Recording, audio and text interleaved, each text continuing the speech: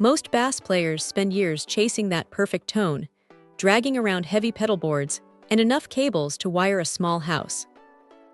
But then you pick up something like this little red unit, and you start to wonder why we make things so complicated. It is surprisingly light, weighing in at under 2 pounds, which makes it feel almost like a toy when you first pull it out of the box. Don't let that fool you though, because once you plug it in, the sound quality is anything but lightweight. What really grabs your attention is how much is packed into this small footprint. You have over 70 effects and 9 different amp models to play with, which is honestly overkill for most gigs. But it is great to have that variety when you are just messing around in your bedroom. The real star here is the expression pedal. It feels a bit plasticky under the foot, sure, but it gives you that real-time control over wah or volume swells that you just cannot replicate with a standard stomp box. It is a nice touch that adds a layer of performance depth you wouldn't expect at this price point. Now here is the thing about these multi-effects units. They can be a nightmare to navigate. This one is actually pretty intuitive.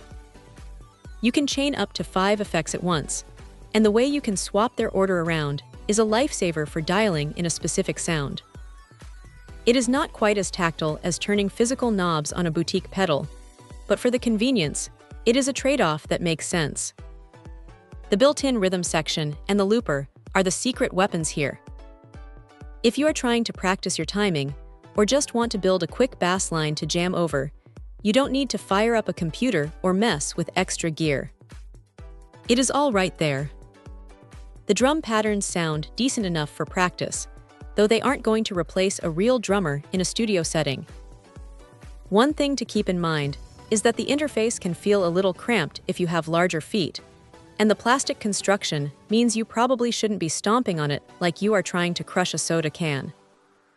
It is definitely built for the working musician who needs a reliable, portable solution, but it is not a tank.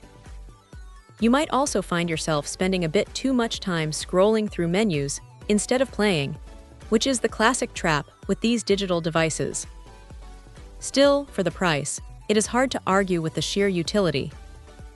It covers the basics, gives you plenty of room to experiment, and keeps your signal chain clean and simple.